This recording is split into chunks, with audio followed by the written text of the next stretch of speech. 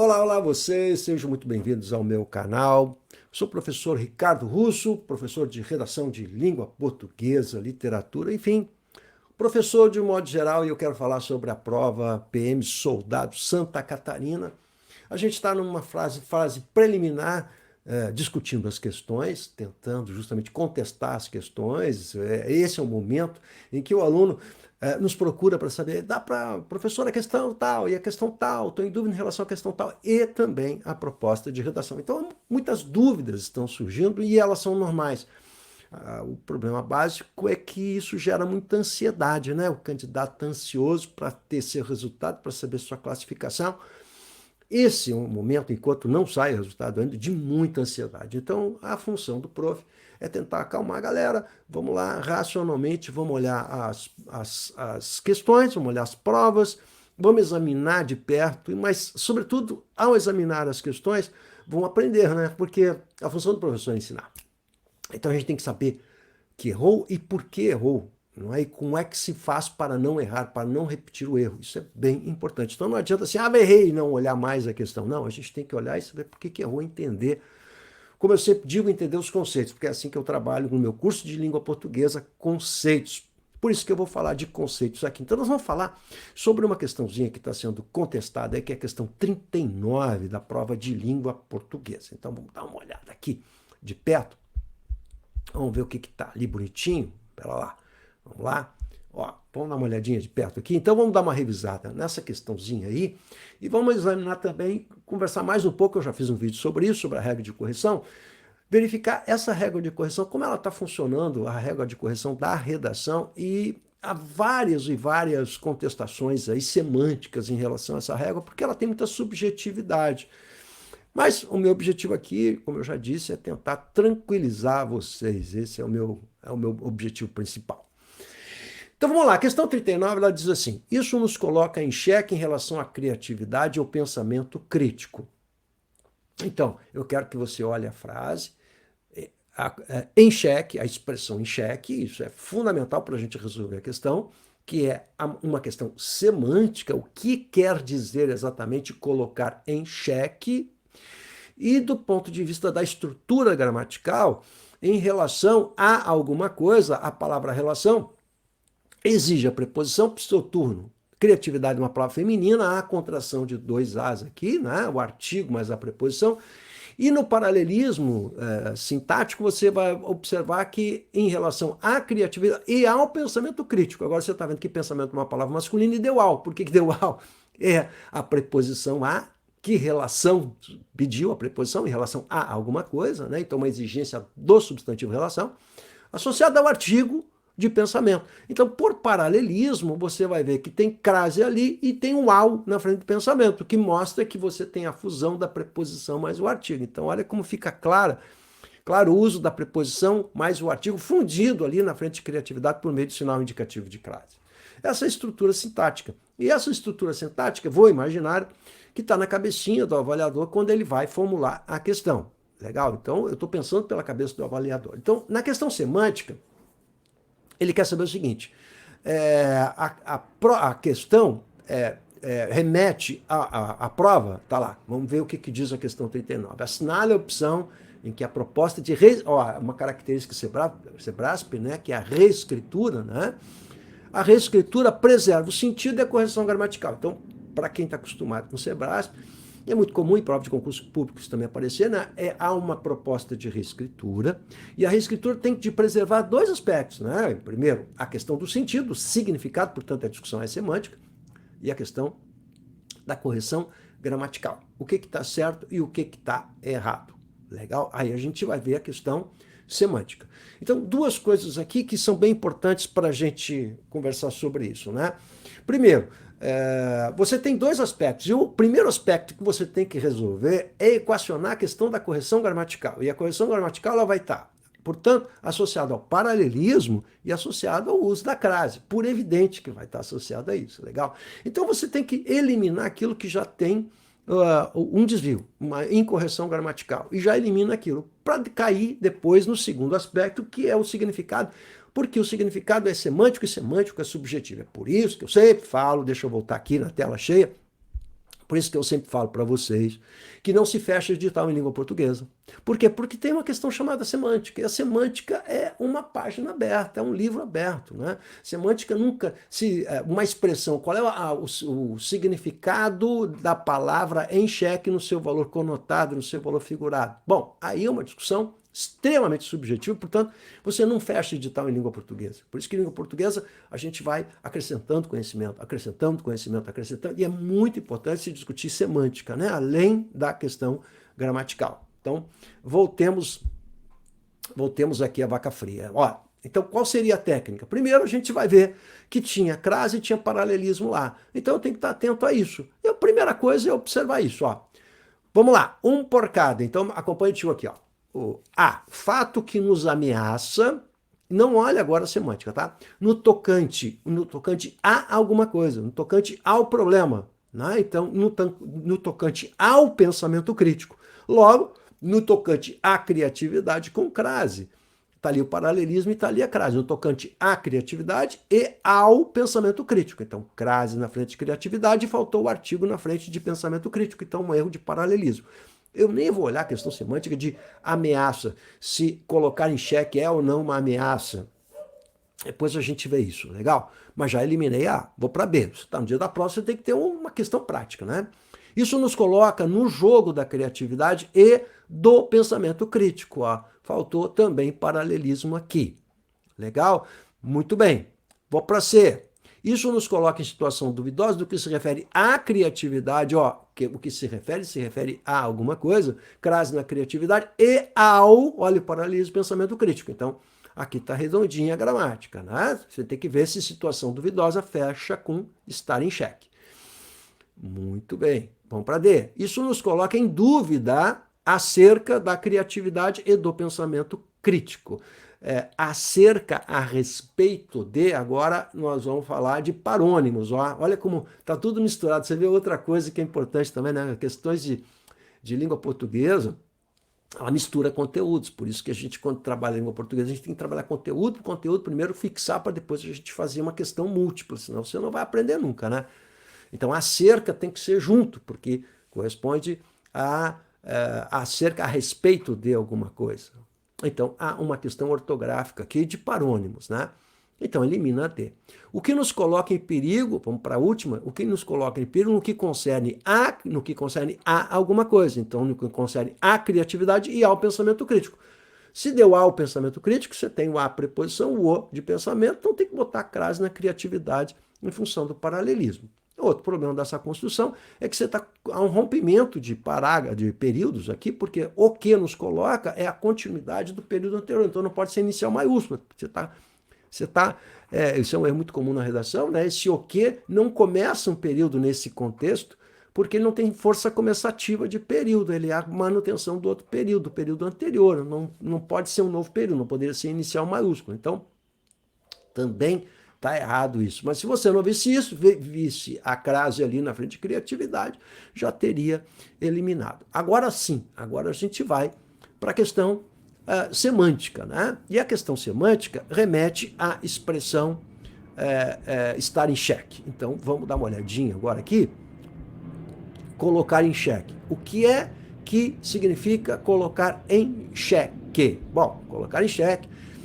Primeiro, vamos entender uma coisa, né? A expressão colocar em xeque tem um valor denotado. O denotado é o primeiro significado da palavra.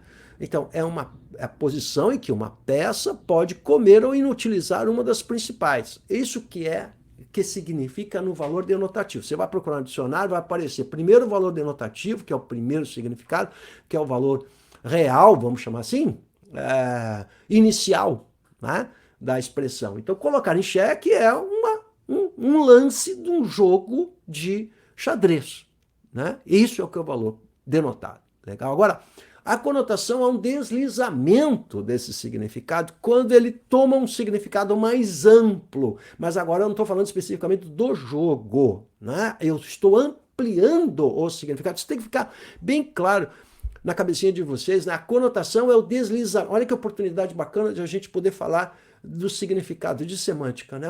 A conotação é um deslizamento. Aqui tem uma figura de linguagem. Sempre vai ter a conotação, sempre vai ser figurada.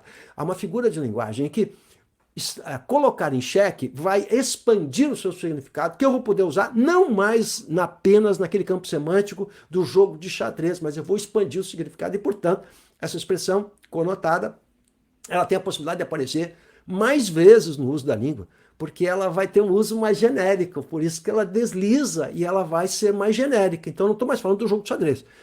Ora, o que é que significa colocar em xeque no jogo de xadrez? O que aquilo representa? É você colocar em perigo. Né?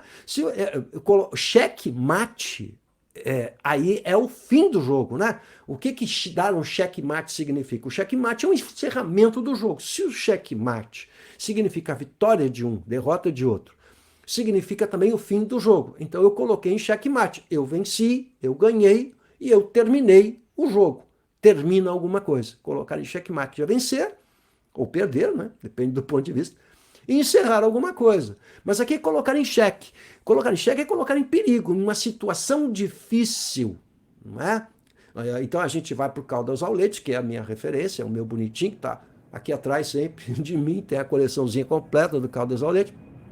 E que ele fala que, por extensão, então, né, colocar em xeque, ó, você está vendo a extensão, deslizou o significado, tem significado mais amplo agora. Não é colocar em perigo a dama ou uma peça importante, né, mas sim o rei. Né? Colocar em xeque é colocar em perigo o rei. O colocar em xeque é colocar em perigo, ou estar em perigo em qualquer situação. Né? Ou expandindo um pouco mais, né? Em perigo, agora o Aulete ainda vai um pouquinho mais, ele expande. Olha como ele significa uma situação difícil. Né? Agora, você está percebendo como ele continua deslizando o significado conotado? Ó, é uma situação em perigo, mas também, dependendo do contexto, pode dizer que é uma situação difícil, porque uma situação em perigo é uma situação difícil. Legal? Então, mas está expandindo, você está vendo que está indo mais além, né, do que perigo. Difícil é mais deslizado um pouco ainda, né? Certo? Porque mais genérico, né? Toda situação de perigo é uma situação difícil, mas nem sempre é uma situação difícil estar em perigo. Então não é exatamente a mesma coisa. Houve um pequeno deslizamento. Será que eu fui claro? Ora, nas alternativas que a gente encontra na nossa questão aqui, o que a gente vai observar? Ó, primeiro, agora já eliminamos a A, né? Mas vamos dar uma olhadinha. Ameaça. Poderia que nos ameaça a nós, as pessoas se sentem ameaçadas, é uma situação de ameaça. Olha, estar em perigo numa situação difícil, em xeque, é uma situação de ameaça. Poderia ser, mas a gente já eliminou. Né? Nos coloca no jogo. Ora, aí está procurando fazer uma confusão com a semântica, né? Porque o xeque, estar em xeque, né? É uma situação do jogo do xadrez, mas não está se reportando ao jogo, está se reportando a uma situação não figurada no sentido de estar em perigo e não jogo. Né? Então há uma comparação aqui que não é pertinente. Agora, isso nos coloca numa situação duvidosa. Aqui está uma boa questão semântica. Né? E na D vai aparecer em dúvida também, que é o mesmo campo de significado, a mesma ideia. Eu posso entender como uma situação difícil. Primeiro, uma situação de perigo, que depois se transforma em difícil, e eu posso estender isso até a duvidosa, aí eu estou estendendo mais ainda e deslizando mais ainda o significado conotado. Né? Perigo passa a ser difícil, que passa a ser duvidoso. Eu não encontrei nos dicionários aqui essa acepção de dúvida. Legal? Mas seria forçar ainda mais a barra no significado, né? É deslizar ainda mais, né? Imaginar que toda situação difícil possa ser também uma situação duvidosa. É uma forçação de barra. Legal? Mas a única possibilidade é a letra C, porque a gente já eliminou a letra D e eliminamos a letra E. Portanto, gente, quem fizesse esse caminho iria encontrar essa situação duvidosa. Claro que isso vai remeter a uma questão subjetiva de semântica, mas é uma discussão inacabável. Então, não adianta você me perguntar, está certo, professor? Vocês adoram perguntar isso, né? Está certo, professor? Não se trata de certo nem de errado. Se trata de aceitar que estar em xeque é mais do que perigo, é mais do que ser difícil, além disso, ser duvidoso. Uma coisa que é difícil é uma coisa duvidosa, está aí uma dúvida boa que a gente possa ter. Então a resposta dada foi C, o aluno aqui que manda a foto marcou a letra E. E muitos imaginam que tenham marcado a D, a letra E, por causa da semântica, ou seja, em perigo. Quando ele olha em estar em xeque, ele vai imaginar que é estar em perigo. Essa é a acepção conotada mais clara que está na cabeça do senso comum das pessoas. Então é compreensível que ele se sinta induzido a marcar o perigo. Mas agora ele não prestou atenção na questão da crase, ele não prestou atenção na questão dos desvios gramaticais de começar a frase com o quê. Então, o aluno que assinala E, ele não tem uma boa noção de sintaxe, de crase, de construções de período. É isso que eu quero dizer. Ele não, portanto, o bom aluno que estudou não marcaria a letra E. O bom aluno marcaria a letra, o aluno que é competente marcaria a letra C, em estar em situação, mesmo sabendo que situação duvidosa não é uma boa resposta, mas é a única possibilidade. Então, não existe aqui uma questão fechada, só isso que eu queria deixar claro para vocês. Então, está errado, está errado. Não se trata de erro. Legal? Então, se trata de você discutir semântica, e semântica é realmente, ainda mais com recurso, né, gente? Vou entrar com recurso de anulação, de questão, como é que você vai entrar na justiça, por exemplo, né? E querendo discutir semântica com o juiz. É uma coisa muito complicada, né? Porque semântica é uma coisa aberta, legal? Nós temos que ver nos dicionários que dicionários podem remeter a isso de dúvida, né? Eu não encontrei nos meus dicionários, não estou dizendo que não tenha, né? Mas não seria, digamos assim, se você me perguntasse, tá, vamos lá, a pergunta agora é outra. Professor, do ponto de vista da questão, o que o senhor achou como professor de língua portuguesa? Eu acho, primeiro, é uma questão muito bacana você discutir semântica junto com desvio gramatical, pedindo reescritura de textos, eu adoro esse tipo de questão. Mas eu acho que estar em perigo sem induz o aluno a erro. Acho que há uma armadilha aqui, sim. Acho que está em dúvida, é uma forçação de barra da banca. Não é? Não haveria necessidade dessa discussão semântica, isso não prova se alguém é mais ou menos competente. Não é? Me parece que forçaram demais a barra aqui. Não haveria necessidade de se fazer isso. Dava para fazer uma questão bem feita, sem entrar nessa discussão semântica aqui. Beleza? Mas, de qualquer maneira, o meu objetivo aqui é ampliar essa discussão para você pensar o que é conotação, denotação, designação, significado e perceber o que é estudar a língua portuguesa, né? Não se fecha conteúdo em língua portuguesa. Por isso que a gente tem que ter boas noções de semântica. Legal? Bom, para seguir o baile agora, nós vamos rapidinho fazer alguns comentários sobre, eu já fiz um vídeo sobre isso, sobre a régua de correção e sobre a proposta da redação. Então, está havendo aí muita polêmica em relação à régua que saiu, que é o padrão de correção que está aí na tela, né? Padrão de resposta, né? Esse padrão de resposta, ele mostra muito bem como funciona a dinâmica Sebrasp. Então, eu já expliquei isso no vídeo, vou explicar aqui de novo para vocês aqui, quero que você olhe com atenção, porque tem gente que não entendeu muito bem ainda o padrão de resposta.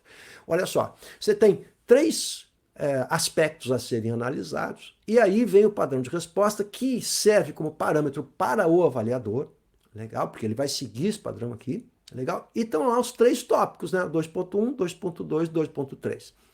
Então, aí eu não entendi muito bem como é que funciona esse, professor. Conceito? Como assim conceito?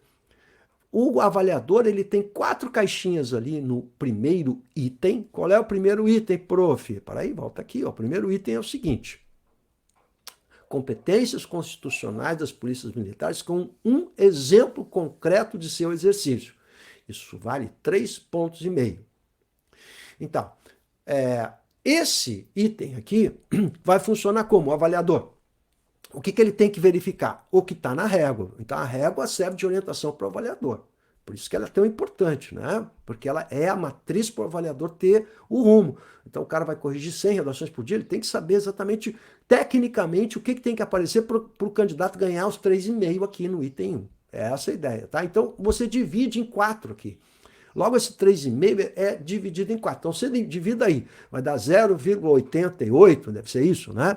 Dividindo entre 4, acho que é isso, né? Então, 3,5 dividido por 4. Se você não abordou esse item, tira 0. Mas se você abordou corretamente apenas uma competência constitucional, né, que é a questão da segurança pública e do policiamento ostensivo, mas aí apenas um, você apenas fala de um aspecto, ou apenas apresentou um exemplo, você fica com o conceito 1. O que é o conceito 1? Você vai ficar com 1/4 da nota. Legal? 1/4 da nota. Então, divide por 4, que você vai ver quanto vai dar, quanto você vai tirar. Deve dar 0,88, 0,87. Bom, vai ficar com metade da nota agora se você abordou corretamente as duas competências constitucionais. Então, é a questão da ordem pública, da segurança pública e a questão do policiamento ostensivo. Né? Mas não deu exemplo. Bom, então vamos imaginar que o aluno não tenha dado exemplo. Eu briguei aqui quantas vezes, né? Tem que dar exemplo. Ele não deu exemplo, né? Mas deu as duas competências. Agora, em 3, ele abordou corretamente as duas competências constitucionais, mas apresentou apenas um exemplo do seu exercício concreto. Ah, bom. Então, para eu ter a nota máxima, eu precisava ter um exemplo de cada. Então, 2 exemplos, né? Então, o conceito 4, a nota máxima, ou seja, os 3,5 nesse item, ele abordou corretamente as duas competências e apresentou exemplos do seu exercício concreto, um exemplo de cada uma. Então, claramente, a régua está pedindo um exemplo de cada uma das competências. Mas o que está dito ali na prova que você foi fazer? Competências constitucionais com um exemplo concreto do seu exercício. Aqui está pedindo um exemplo. Mas a régua pede um exemplo de cada uma das competências. Isso não ficou claro aqui. Língua é língua, né, gente? Mas, poxa, se são duas competências, fica subentendido que tem que dar um exemplo de cada. Ora, não está escrito isso aqui. Então, de novo, a discussão é semântica, legal? Ou seja, o aspecto 1, ele não ficou claro. Né? A régua de correção, ela está pedindo algo que não está explícito aqui. Então, o aluno teria de subentender que é um exemplo concreto do exercício de cada uma dessas competências. Mas o de cada uma não está aqui expresso, não está explícito. Portanto, sim, nós temos lá um problema aqui, de novo, de clareza no texto, né? Um problema de linguagem, porque está sendo cobrada uma coisa que não ficou muito clara. Bom, agora cabe à banca examinar isso e verificar como é que vai ser cobrado isso. Né? Uma das formas, deixa eu voltar aqui, seria eliminar o conceito 4, né? E colocar o conceito 3 como nota total. Ele apresentou apenas um exemplo e já ganhou a nota total. Então, de vez de dividir por 4, dividir por 3. Legal, a nota, os 3,5. Não é? E o conceito 3 seria a nota máxima. Dando apenas um exemplo, ele já ganha a nota máxima. Então, seria uma forma simplesmente de eliminar o conceito 4. Bem mais fácil de resolver isso. Legal? A meu juízo, seria a melhor forma, né? Bom, prof, e se nada disso der certo, prof, o que se eles não, agora a expectativa agora justamente é saber como é que vai ficar esses recursos que os candidatos entraram questionando. Há outras questões também, na questão da democracia, tem gente contestando também o conceito, a dimensão da democracia e relacionar a uma atividade prática, né? Eu não acho que seja pertinente, eu acho que o item 1, sim, é uma boa discussão, mas aquele outro item ali que fala sobre a dimensão da democracia, eu não vejo como questionar isso, sinceramente. Acho que está bem claro ali, ele está pedindo a dimensão, não uma definição. Dimensionar o que é a democracia não é explicar que é a democracia, parte do sufrágio universal, isso é definir a democracia, não. Ele quer que você dimensione isso ligando a um exemplo concreto. Né? Então seria... deixa eu botar aqui de novo, se você está em dúvida, please. Então, vamos botar aqui de novo para você. A dimensão da democracia como valor constitucional e organização da sociedade brasileira. Um exemplo concreto. Então, tem que relacionar isso com um exemplo concreto em relação à segurança pública, né? Relacionar isso à segurança pública. Então, como eu relaciono a segurança pública à dimensão da democracia? O que é a dimensão da democracia? A participação de todos, a dimensão da democracia, o povo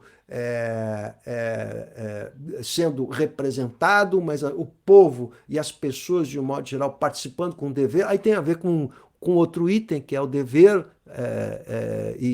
os deveres e as nossas responsabilidades, né? Os nossos direitos e os nossos deveres. Mas como você relaciona isso com a segurança pública, né? Aí essa relação é que é importante. Eu não acho que isso vai dar problema, porque é fácil de você corrigir, né? Tem que verificar se o candidato ele dimensionou corretamente, mas, enfim, acho que é o momento do aluno se questionar e ver como a prova, a banca vai se manifestar em relação a isso. Eu acho que isso é importante, legal?